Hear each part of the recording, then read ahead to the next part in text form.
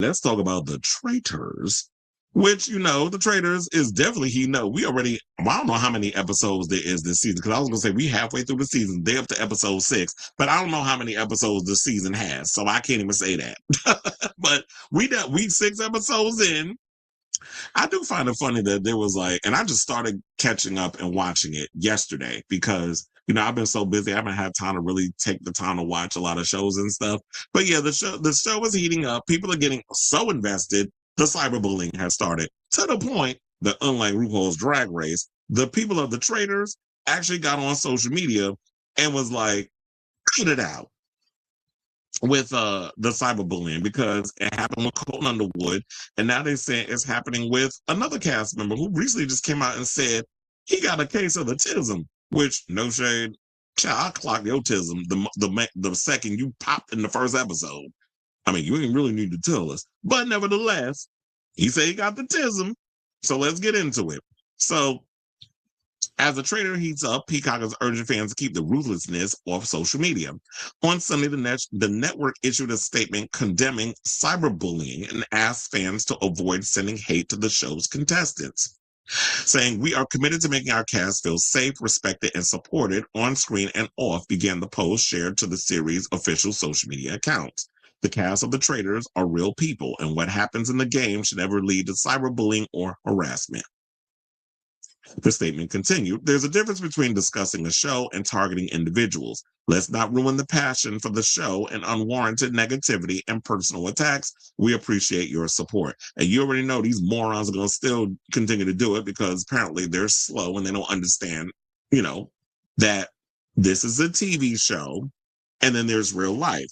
There's the Matrix and there's the real world. Similar to when we was talking about Heated Rivalry. A lot of you fans are not understanding that it's a TV show. Y'all went and decided to cyberbully Francois Arnault because allegedly he's hanging out with Connor. Well, not allegedly. He was spotted at the airport with Connor's story, and y'all assume that they're hunching in real life, and y'all want him with Hudson. And it's they're characters on a scripted series.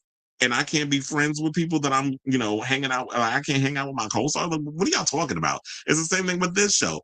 I understand that people get invested in watching these shows or whatever, and we like the characters that we like, and y'all be conniving, but they're playing a game at the end of the day, and we like the shadiness and the connivingness because it's a game. It's like even with Michael Rappaport, he got a little too caught up in the game, but because of what he did to Colton Underwood, they dragged him. And then you have all this other stuff coming out, so people get caught up in it. I wish the fan base over there at Drag Race, they would heed these words, but also it'd be nice if some of y'all over at Drag Race, like World of Wonder and maybe even RuPaul, would pipe up and come at these fans. I don't know if the fandom is still as bad, because I really don't be on social media paying attention like that anymore. Or maybe because this season is not all that exciting. However, we all gonna get into having a conversation about that last episode over at Drag Race after we're done with this topic. But a lot of these fandoms can be real toxic, because it's I understand y'all are passionate, but y'all got to realize that when you say to these people got feelings and they're actual human beings. So they said the message to fans comes after the 6th episode of The Traitors' 4th season aired on Thursday. The season overall has sparked fiery discourse, with fans picking favorites and debating which celebrity contestant in the Hidden Traitor show has the best strategy in the competition. That's another thing too. I'm loving this fact that we have 3 traitors. Candace, you got 2. Remember, one of them is from Love Island. I don't know that boy, but they got 2 members. He cute though, but I'm like, I don't know you. And we got 2 housewives that are traitors. So we got Candace Dillard and Lisa Rinna. And they got another traitor, but nobody knows who it is. So this person is working by themselves.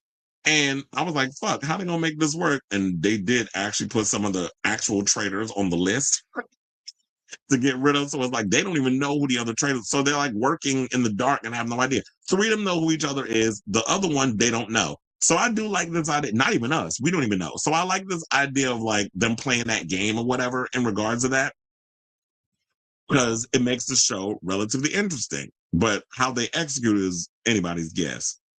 unless they've already revealed who it is, but I don't think they have because I haven't caught up with the show yet. I told you I just started watching it yesterday. So, yeah, so they also said that former Real Housewives of Beverly Hills star Lisa Rinna also took to her IG stories on Saturday to denounce fans sending hate to fellow competitor Colton Underwood. I didn't even know they were sending it to him. I thought they would send it to Michael Rappaport and people was feeling bad for him, but apparently they sending him hate mail, probably because they're trying to say, it's because of the whole drama that happened with him on The Bachelor with his ex-girlfriend Cassie Randolph. We all moved on from that. Cassie done moved on. He done moved on. He got a whole husband and a baby. Y'all sitting out here worrying about shit that went down 10 years ago. Let's move on, people. So they say it's come to my attention that my post that I responded to in my housewife mode is taking on a life of its own and it's causing real problems for Colton. That's what she wrote on IG. I do not want this because Colton and I are great. Oh, yeah, because she made a stalker comment in the episode where she found out his past. So, I do not want this because Colton and I are great. He was great and is a great nemesis for me on the show in the game. She continued, the fact that the backlash is happening, I feel horrible about because I don't want to hurt anybody. I'm here to play the game and have fun. And Colton is a great nemesis for me. We have so much fun. I've only always had a great time with him. She also urged her followers to be gentle, reiterating that the Traitors is a game. The cruel commentary has been so rampant throughout the competition that another contestant, comedian Ron Funches, revealed that he was motivated to seek out an autism diagnosis after gleaning how widely misunderstood he was on the show. Last week, Funches wrote on social media, well, the internet told me I was autistic and was right. You win this round. He explained on Threads that his son Malcolm, who's 21, was diagnosed with autism at the age of 2, while he decided to seek out a possible diagnosis for himself in recent weeks.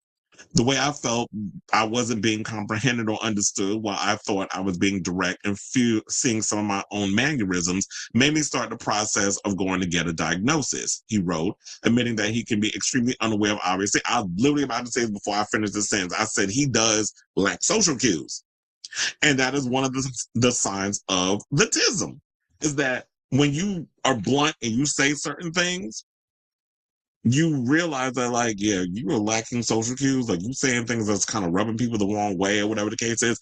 And a lot of times people just think, oh, it's part of their personality until you watch yourself on screen. You're like, oh, fuck. I wasn't even aware that I had certain tics and mannerisms and things of that nature. And it opens you up to wanting to be like, okay, I need to go to a doctor and probably take one of those tests to see, like, if there's a possibility that I may be diagnosed with autism. And maybe people they clocked the they clocked the sign. Literally, I said in the beginning, I was like, you could literally see it, that it was there.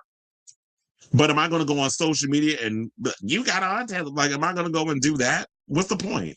I'm not here to be out here bullying people unless it's warranted. When you out here saying derogatory things towards the community, then you're going to get your ass cussed out. But he wasn't doing it. They're all playing a game. It's a TV show. I get caught up in the shenanigans and stuff, but I don't sit up in there and be like, I got to tweet this person on how much I hate them. Like, these people don't know me and I don't know them. I'm getting into watching the show. I don't know these people personally, and I don't feel the need to, like, I gotta go bully you because it makes me feel good. And I gotta let you know that I'm mad at you for what you did on a TV show. Who gives a fuck? So they also said this is not the first time the Peacock has taken to social media to ask viewers to refrain from sending hateful messages. Last summer, the streamer shared a similar message with fans of Love Island USA. Oh, isn't he on that guy, the other traitor? I think he's on Love Island, expressing gratitude over buzz for the show, but asking fans to be kind and spread love instead of hate. So it just happens with a lot of these reality shows that people get mad over certain things that they say. And I love the fact that the Traitors is putting these people on notice. Now, the people actually going to follow these rules, that's TBD. So, and my cynic side says they not, but y'all get an A for effort over there at NBC Universal. So I say, and Peacock. So I say all this to say, what do you guys think of this story? Have you been watching the Traitors? Are you caught up in all the shenanigans and the mess? Are you enjoying this current season? I love it. And I just love Alan Cumming and his crazy fashions and how melodramatic he is with delivering his lines. in the show, how so in it he is. I just love the fact that he's just a really good host for the show, and all the drama and shenanigans that pops off with it. So let me know what you guys think of this story in the comments down below.